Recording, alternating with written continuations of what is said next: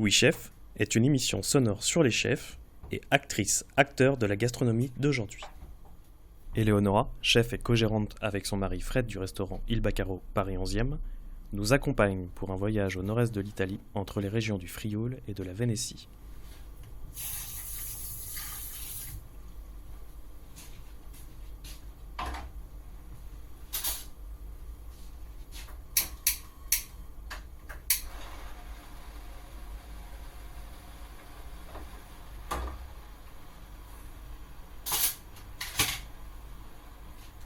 Alors, le concept du restaurant, déjà le nom, ça le dit. Il Baccaro, c'est pas un nom propre, c'est le nom d'un type d'établissement qui existe à Venise. C'est-à-dire, c'est un bar à vin. Il Baccaro, c'est un bar dans lequel tu peux manger une petite mise en bouche, comme une tapas vénitienne, c'est-à-dire il cicchetto, et en buvant un verre, l'ombra. Et donc, nous, on a voulu faire, parce qu'on fait une cuisine du nord-est de l'Italie. Donc, on a voulu faire un petit clin d'œil au petit établissement Cuisine vénitien. vénitienne. Voilà, cuisine vénitienne, cuisine friulaine, c'est-à-dire la cuisine de ma région d'origine. Et donc, on a voulu donner ce nom par rapport à la cuisine qu'on fait. Vu que c'est pas un bar, c'est plutôt un restaurant, on a essayé, disons, de faire non seulement ces petites tapas, mais vraiment des plats. Donc, les petits cicchetti, ça reste quelque chose qu'on propose en entrée. Après, oui, c'est des petites assiettes à partager. C'est des oui, choses, voilà, tu peux les prendre à l'unité, tu peux les prendre en assortiment. Et donc ça, c'est les entrées. Après, il y a des plats principaux. Il y a, comme dans tous les restos italiens, il y a des plats de pâtes, il y a un risotto, il y a des raviolis qu'on a tout le temps à la carte. Et qu'est-ce qu'il y a encore après c'est justement ce qui m'a attiré pour ton restaurant, c'est quand je l'ai vu la carte. C'est vrai qu'on a quoi, 5-6 entrées, 5-6 plats et on 5, a en 4, général 4 entrées, on a 3 cicchetti, on a un assortiment dans lequel il y a les 3 ensemble. Après, il y a de la charcuterie, il y a au San Daniele, là par exemple, c'est une charcuterie typique de ma région, ou bien le prosciutto affumicato di Sauris, c'est une espèce de San Daniele, c'est toujours un jambon cru qui est fumé, avec un fumage très très léger qui est fait au nord de ma région. Après, il y a toujours à peu près 5, voire 6 plats, mais la plupart des fois 5. Et la structure de la carte, c'est ça. C'est un plat de risotto, la plupart des fois végétarien ou poisson. Il y a des raviolis. Après, si tu veux, je vais t'expliquer ce que c'est ravioli là. Après, il y a toujours une pâte, le plus souvent au poisson, des linguines. Il y a un plat de viande ou un plat de poisson. Voilà. Et s'il n'y a pas un plat de viande et pas de poisson, il y a toujours un autre plat de pâtes, ou sinon un plat typique de ma région, par exemple. Jusqu'à midi, on a fait le fricco. Le fricco, c'est une espèce de galette d'oignons confits, patates, que tu fais revenir après avec. Quand elles ont commencé à bien se défaire, tu mets du fromage Montasio, un autre fromage de ma région, de 2 affinages différents. Un de 6-8 mois, l'autre une vingtaine de mois, qui sont pas forcément râpés mais mixés grossièrement. Tu fais fondre tous ces fromages ensemble et après tu laisses refroidir cette espèce de grosse galette. Et quand tu dois et au moment du service, tu la découpes, tu fais une grosse tranche. Moi, ça rappelle un peu le rösti. Exactement. Et tu le fais, et tu l'as fait, tu prends une petite poêle Tefal, tu mets à peine un filet d'huile, et après tu la fais croustiller des deux côtés. Après, moi, j'ai mes petites touches, parce que moi, j'ai toujours dit, je ne suis pas une cuisinière iconoclaste. Moi, j'ai fait une cuisine traditionnelle, une cuisine familiale, j'essaie de donner les meilleurs de bons produits. Le plat, l'ingrédient principal, tu le mets en valeur. Voilà, je le mets en valeur et j'essaie simplement de donner une petite touche personnelle parce que je pense que le diable est dans les détails. Les chefs ont leur touche personnelle. Voilà, et là, par exemple, la seule touche personnelle de ce plat qui est vraiment typique de ma région, c'est de faire une petite panure avec de la polenta. D'accord. Tu sais, la polenta, c'est voilà. Je la panne et après, quand je la fais sauter à la poêle, je la fais croustiller à la poêle, il y a ce petit croustillant qui fait que c'est plus croustillant. Et normalement, ce plat-là, on le sert avec la polenta grillée. Mais bon, tu ne peux pas donner... ça marche au frioul. En tout cas, c'est bien. Ici, je le donne avec de la charcuterie, je le mets des radicchio di Treviso. Voilà. Et ça... Et un plat complet. Et un plat dans lequel il y a pas seulement patates, fromage, polenta, pépé. Il y a un peu d'autres choses.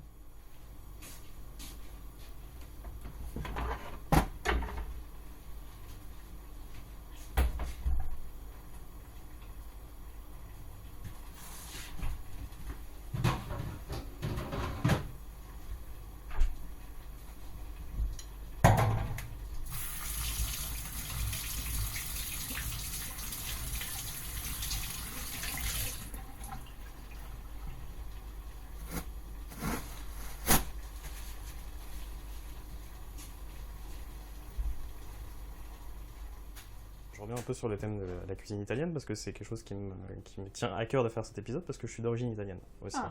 Alors, du nord de l'Italie aussi. C'est vrai? Ouais, alors je n'ai que le nom italien parce que malheureusement mes parents n'ont pas voulu, enfin c'est pas qu'ils n'ont pas voulu, mais ils m'ont pas parlé italien, donc je ne parle pas du tout italien.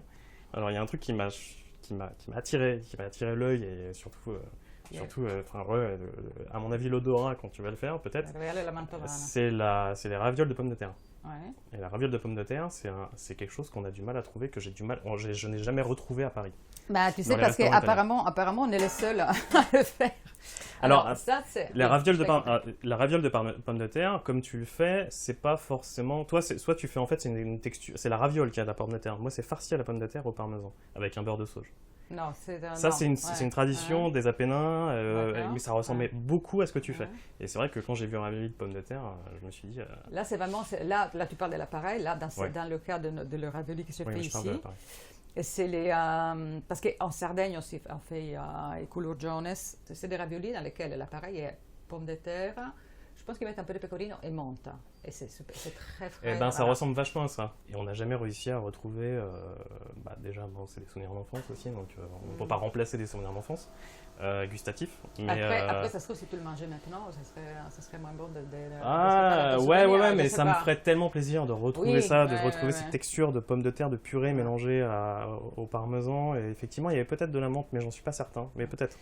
En Sardaigne, on utilise beaucoup de menthe. À Parme, ça m'étonnerait. Peut-être, je pense pas. Non. Peut-être qu'il y a d'autres herbes fraîches, je sais pas. C'est en tout cas ce qui m'a attiré quand j'ai vu le menu. Je me suis dit, peut-être que... Ça, si tu veux, c'est des raviolis qui, à la base, ils s'appellent chialsons ou chiarsons. Il y a les deux prononciations sont utilisées. Et elles sont faites, même pas en Frioul, parce que les Frioul, c'est déjà une région qui est grande comme un mouchoir, si tu veux. C'est la nord-est de l'Italie. Et la Carnia, c'est la partie montagneuse de cette région dans laquelle on fait ces raviolis. Qui sont, si tu veux, c'est vraiment la pâte qui est faite avec des pommes de terre, des pommes de terre écrasées, comme la pâte à gnocchi. Voilà. Ce que je veux dire. Des pommes de terre écrasées, après tu rajoutes de la farine. Et sur farine, tu l'étales. Tu l'étales, après avec un porte-pièce.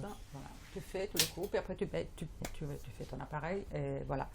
Et c'est normalement la farce, c'est une raviolo di magro, comme on dit en Italie, c'est-à-dire qu'elle est végétarienne à 99% de fois. Et c'est un peu sucré-salé. Il y a souvent des fruits. Il y a tout le temps, par contre, des herbes fraîches. Il y a de la mélisse, il y a un peu de menthe, il y a de la ciboulette, un peu de persil. De la mélisse citronnée, qui est un parfum magnifique. Et toutes ces herbes-là, mélangées avec plusieurs ingrédients, parce que chaque famille a sa recette, a sa petite touche personnelle. Voilà. Donc, une fois que tu as fait cette farce-là, ils sont assaisonnés avec du beurre et de la ricotta fumée. Et la ricotta fumée, par contre, ça, c'est partout. C'est un grand classique. Okay. C'est un grand classique, c'est vraiment la caractéristique du plat. Et moi, forcément, j'ai ma recette aussi, ma version. Moi, je l'ai fait avec des pommes, des poires crues, râpées. Tu mets même un peu dans mon cas, mais on le met souvent, un peu de cannelle, un peu de cacao, un peu de biscuits écrasés, des boudoirs, des savoyards, des qu'on utilise pour les tiramisu. Voilà. Et après, la plupart des fois, je mets mélisse citronnée, je mets persil, ciboulette, un peu de menthe, en général 5 heures. Donc, voilà. Intéressant, ouais, c'est original. Et voilà, et c'est très très frais, Et quand je l'ai fait poêler, j'ai toujours dans un coin beurre végétal, carottes, céréales, oignons et feuilles de laurier. Je fais tourner un peu de beurre avec mon bouillon. Je mets les raviolis dedans et par-dessus un peu de ricotta fumée et quelques touches de mélisse citronnée pour redonner la fraîcheur au plat. Pour relever tout ça, quoi. Voilà.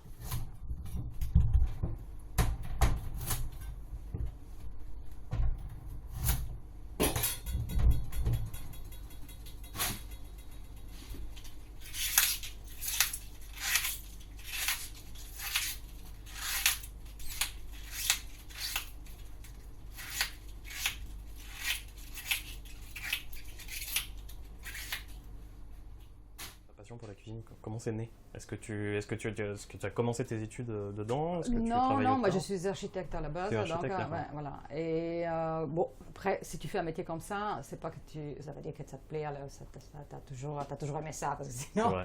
c'est un métier dans lequel tu sais très bien que C'est un métier de passion. voilà, C'est des ce qu'on dit. passions, parce C'est que c'est un nombre, tu travailles non-stop, sans arrêt.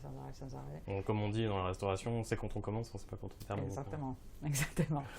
Et donc j'ai toujours bien aimé. Comme souvent dans les familles italiennes, il y a toujours la mère qui fait à manger, la grand-mère qui fait à manger, la maman. Donc tout le monde faisait un peu à manger. Moi je me rappelle quand on était petits, mon frère et moi, ma mère elle invitait quelqu'un à la maison. Mais quand on avait, je t'ai dit, 8-10 ans, on n'était pas plus grand. On lui faisait à manger, nous, on était tout fiers de faire à manger pour les invités de maman. T'as vu? Et après, bon, après j'ai fait des études d'architecture, j'ai travaillé comme architecte il y a une vingtaine d'années. Et après, avant d'ouvrir le restaurant, j'avais déjà eu une période de transition. J'avais commencé à donner des cours de cuisine italienne à la maison. J'avais un statut d'entrepreneur, donc j'ai continué d'avoir ma profession d'architecte. J'étais salariée, je n'avais pas mon cabinet à moi, je n'étais pas indépendante. Et donc, disons, deux week-ends par mois, je donnais des cours de cuisine. Et là, j'ai commencé à aller... de plus en plus. Et surtout, j'allais dans tous les restaurants de tous mes amis, disons, d'une façon pas très déclarée, dans le sens que je faisais des stages, comme ça, sans trop d'assurance, etc. Et j'ai commencé pendant les vacances, ou sinon j'allais un jour le samedi matin, voilà. J'ai fait ça pendant 6 ans. Les cours de cuisine et ces petites escapades pour apprendre quelque chose de plus dans les cuisines de mes amis, de mes connaissances, etc. Et à un moment donné, j'ai décidé de laisser tomber ma profession d'architecte et de partir, de faire quelque chose avec cette passion qui prenait de plus en plus de temps et d'espace, surtout dans ma tête, dans mon cœur. Du temps. Voilà. Et donc j'ai fait une rupture conventionnelle, je suis allée à l'école Ferrandi, j'ai fait un stage de cours, un stage de 3 semaines, je ne peux pas rester trop longtemps parce que j'avais envie de me mettre... Tout de suite Oui, après par contre j'ai fait des stages dans 3 restaurants ici à Paris. Je suis passée au Café Stern de Frère Laimo. Je suis allée au Café des Cioppi qui maintenant est à Osteria Ferrara, di Fabrizio Ferrara. Et après je suis allée al Gotto, c'est le restaurant d'un chef qui n'est pas très médiatisé, mais moi je l'aime beaucoup. En plus il est adorable, qui s'appelle Simone Boscolo, et qui fait une cuisine du Nord-Est. Donc moi j'ai choisi les restaurants... Là où les inspirations t'attiraient, quoi. Exactement. Oui. Fabrizio, parce que j'aimais bien sa façon de faire à manger, même si lui, il est milanais, mais il a d'origine sicilienne. Et donc, disons qu'il fait une cuisine et c'est la personne, je crois, dans l'absolu, au niveau des professionnels, qui m'a le plus marqué. Qui t'a beaucoup appris aussi, j'imagine. Oui, mais si tu veux... non seulement techniquement, parce que je ne suis pas restée très très longtemps chez lui, j'ai fait des stages qui duraient mois. Je pense qu'il ne faut pas grand-chose pour marquer un peu les esprits. C'est simplement que d'abord c'est une personne qui a d'une générosité, d'une gentillesse incroyable.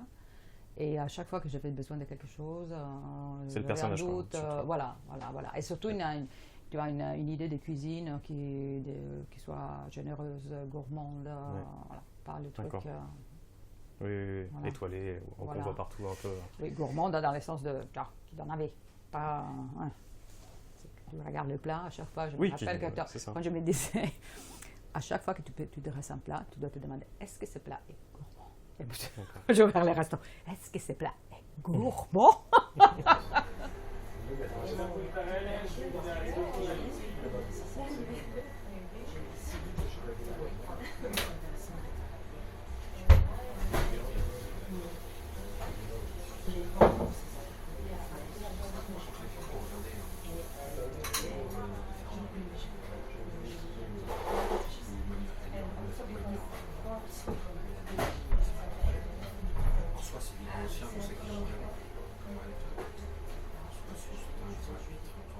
fais vraiment que de la cuisine italienne parce que j'ai surtout envie de faire connaître une cuisine italienne qui n'est pas très connue. C'est surtout ça. Voilà. Tu fais vraiment la spécialité du Nord-Est. Voilà. Okay. Après, je te dis, je prends ce que j'aime bien faire, c'est prendre la recette de base et et faire ou la rendre un peu plus légère, ou la faire, tu vois, ou trouver une petite touche qui fait que ça a plus de punch, elle est plus dans l'air du temps, si tu veux, voilà.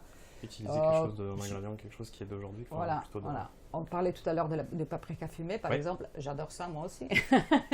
Ça fait plaisir à Florine. J'essaie de faire entre la cuisine italienne traditionnelle et la cuisine, ma cuisine d'origine. Si tu veux, je peux te faire un exemple. On parlait des tiers sauce tout à l'heure, de ces raviolis de pommes de terre. Si tu veux, la recette d'origine, je te dis pommes, fruits. Hein. Maintenant, je les décline, ces tiers sauce, dans tout ce qui vient à l'esprit, qui est des saisons, bien sûr. Et cet été, je l'avais fait j'avais mis du fromage Friulin, qui est un fromage moelleux de vache passé en saumure, donc très savoureux, tout en restant bien moelleux. Et je les avais assaisonnés avec une crème d'aubergine dans laquelle j'avais mis du paprika fumé. Donc ça faisait un effet d'aubergine fumée. Et ça marchait. Mais c'était hyper simple. Et surtout, ce que je pense, c'est que la cuisine, c'est pas la peine d'en mettre 3000 ingrédients. Moi, c'est comme quand tu t'habilles. Si tu mets plus de 3-4 couleurs, tu commences à être harlequin. Voilà. Je trouve que c'est plutôt sympa. Moi, je pense que là, on va arrêter parce que c'est très bien réduite. Pour te donner, par exemple, un exemple de la cuisine que j'ai fait dans cuisine, je fais référence à la cuisine classique. Par exemple, les sardines sauce, une petite entrée qu'on fait à Venise. Ça veut dire que tu fais frire des sardines et après tu utilises carrément l'huile de friture, donc tu t'imagines la légèreté du plat, dans laquelle tu fais revenir le même poids d'oignons que de sardines. Tu les fais confire, à la fin tu mets pas mal de vinaigre, des raisins, des pignons. Et après, tu fais des couches, tu mets sardines, oignons, tu dois le faire mariner au moins 12-24 heures. Tu peux le manger pendant une semaine, parce que le vinaigre... L'huile, tout ça conserve. Voilà, ça donne une acidité qui fait que tu peux te conserver ton plat. D'ailleurs, c'était fait pour ça. Pour les gens que... Voilà, c'est des plats de campagne. Là, des mers, à l'occasion, mais c'est pour conserver le poisson, parce qu'avec le vinaigre, tu peux le conserver facilement. Si tu veux, moi, je fais maintenant la même chose, mais... je le fais différemment. Je prends mes sardines, d'ailleurs je les ouvre, je les désarrête, je les pose sur une plaque, je chauffe de l'huile d'olive et quand il arrive à 90, je le jette sur les sardines. Il y a une légère petite cuisson et après je fais mes oignons à côté sans utiliser forcément l'huile de cuisson des sardines. J'ai fait déconfire mes olives avec les oignons avec un pot d'huile, avec les raisins, etc. Et après, au moment du service, je prends la sardine et je pose l'oignon dessus. La sardine, une fois que tu l'as fait cette petite cuisson dans l'huile chaude, tu la goûtes. Et là, à ce moment-là, je mets un peu de vinaigre, bien de vin rouge, sel, poivre. Stop. Il y a un moment de service, sardine et oignon. Et là, tu as une cuisson comme ça. C'est quand même pas pareil que tu l'as fait. Bien sûr. Tu vois, je me suis limitée dans ces plats-là à faire ce genre de choses et ça les rend plus légers, plus digestes et plus. Donc maintenant, Vas-y. Prête.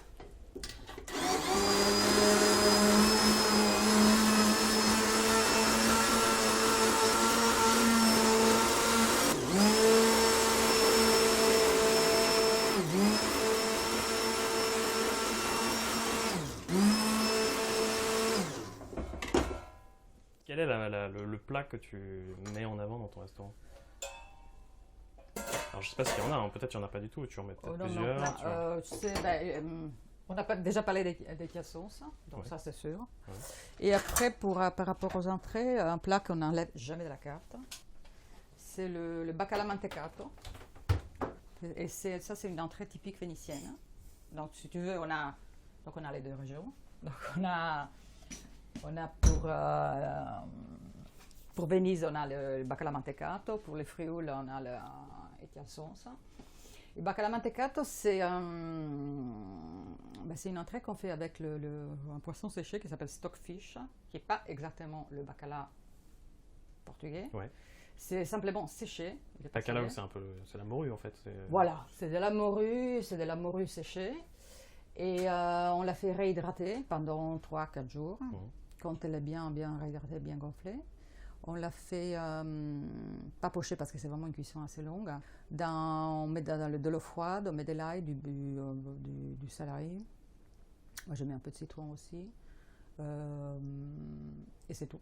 On la fait bouillir, on les fait frémir. On les fait frémir très longtemps jusqu'à ce que la chair se détache des arêtes. Ouais. À ce moment-là, tu nettoies les poissons, tu enlèves les arêtes, mais tu gardes la peau. Et tu commences à les faire monter dans un KitchenAid, tu sais, maintenant, mais avec une feuille. Tu sais, la feuille, c'est la partie qui est habillée avec du plastique. Parce qu'il ne faut pas mixer la chair, il ne faut pas que ça devienne homogénéisé. Il faut qu'il y ait quand même un peu de mâche. Et on commence à la mantecare. Mantecare, ça veut dire rajouter de la matière grasse. Donc tu rajoutes de l'huile. À faire une émulsion, peut-être. Exactement. Donc ça fait, tu incorpores comme le principe de la mayonnaise. Oui, une émulsion. Voilà. Une émulsion, exactement, comme tu dis. Une émulsion. Donc tu mets la peau parce que la peau est riche de collagène. Et à la fin, ça devient une crème, vraiment, cette préparation. Et donc moi, j'ai mis de l'huile d'arachide, seulement à la fin, un peu de bonne huile d'olive. La recette traditionnelle ne veut pas que de l'huile d'olive parce que sinon c'est trop fort. Ou sinon il faut prendre une huile d'olive, je sais pas. Un peu neutre. Hein? Neutre. Oui, neutre, que ça soit pas. Moi j'ai une huile d'olive de sicilienne qui est soit légère, mais tu le sens. Oui, tu le sens. Donc je le mets juste une petite touche à la fin et au service, on laisse servir sur une tranche de polenta blanche qu'à Venise on utilise, parce qu'à Venise on utilise la polenta blanche pour les poissons et la jaune pour tout ce qui est viande. Qu'on passe à la friteuse, on la rend croustillante, on la fait frire très rapidement. Et voilà, ça fait un petit toast avec ce bacala par-dessus. Là, si tu veux, c'est notre plat phare, vu que ça s'appelle bacaro. Si on ne fait pas ça... Et l'été, on fait souvent les sardines saur, c'est les sardines dont je t'ai parlé, avec les oignons confits, les raisins, les pignons. C'est super pour l'été. Et c'est vrai que c'est vraiment deux entrées qui marchent très très bien. Après, on fait une autre entrée qui plaît beaucoup, c'est la peverada. C'est un autre plat typique de la Vénétie. C'est une sauce qui est faite avec des foies de volaille, des capres d'anchois, jus de citron, zeste de citron, pas mal de poivre. Peverada, ça veut dire qu'il est très poivré. Ma foi, qu'est-ce qu'il y a encore? Je pense que je te dis. Ah, il y a un peu de chair d'un saucisson très tendre pour donner un peu de gras à l'ensemble. Et après, tu fais tout. Je mets aussi un peu de vinaigre, voilà, pour bien acidifier. Toujours pour relever. D'ailleurs, moi, je pense que c'est le goût que je préfère. Vinaigre et encore plus citron. Citron, j'utilise tout. Le zeste, on l'utilise beaucoup. C'est vrai qu'on utilise beaucoup le citron. Là, et moi, c'est quelque chose que je mets. En Italie, qu'on met en général. Ouais, et moi, je l'aime vraiment beaucoup. Donc, parce que je pense que l'acidulé, ça te donne du peps. Du peps, ça stuzzica l'appetito, comme on dit en Italie. En italien, ça te donne envie de manger.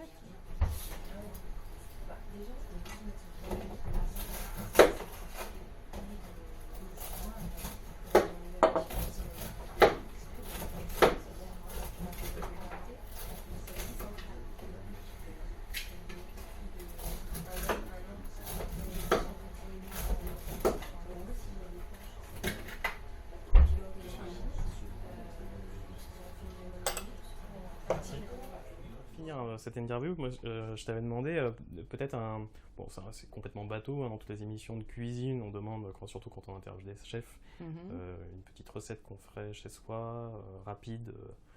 C'est les grands classiques. Par contre, pas les plateaux télé, c'est les pâtes que tu fais quand tu rentres.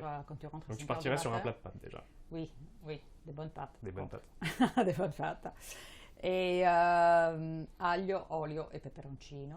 Alors, c'est le grand classique. Tout le monde a fait ça en Italie quand tu es rentré de boîte à 5h, 6h du matin. Il faut manger quoi. Il faut tu as besoin de te caler. Exactement. Tu tu fais juste revenir de l'ail. Moi, je le hache jamais l'ail. Hein. Je le fais toujours en chemise. Hein. Voilà. Voilà, parce que sinon, j'aime pas. L'ail, tu fais le sentir un peu, mais pas trop. Je le mets pratiquement partout, mais personne ne le sent, jamais. Alors, quand il y a quelqu'un qui est allergique, je lui dis, écoutez, il y a de l'ail, tu ne le manges pas. Mais sinon, ça doit être un parfum qui te... Oui, il faut que ça soit léger, quoi. Voilà. Alors là, par contre, tu mets les gousses d'ail que tu mets quand tu... voilà. Il faut que ça sente quand même, parce qu'il n'y a pratiquement que ça. Ail, bonne huile d'olive, piment, et stop. Quand les pâtes elles sont prêtes, tu les égouttes, mais il faut toujours garder un peu d'eau de cuisson de pâtes. Tu les fais sauter dans cette huile. Tu rajoutes un tout petit peu d'eau de cuisson. Ça fait une espèce d'émulsion, une petite crème, et c'est juste un truc bon, et simple, et c'est la chose la plus simple à faire. Tout le monde le connaît en Italie, tous les Italiens l'ont fait. Et si tu veux, tu peux mettre un peu de persil pour rafraîchir à la fin, voilà, sur l'assiette. Un peu de chapelure aussi. C'est pas aussi, si tu veux. Voilà, si tu veux.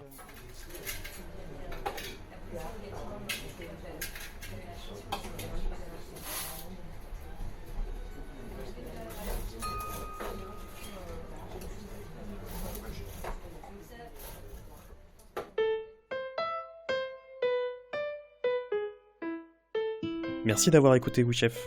Si vous souhaitez suivre ce podcast et le faire découvrir autour de vous, n'hésitez pas à vous abonner sur les différentes plateformes d'écoute et au compte Twitter de l'émission. Je suis en recherche permanente de chefs et acteurs de la gastronomie. Si vous souhaitez participer au podcast, vous pouvez m'envoyer un mail à wichef, OUIECHEF, @gmail.com. Merci.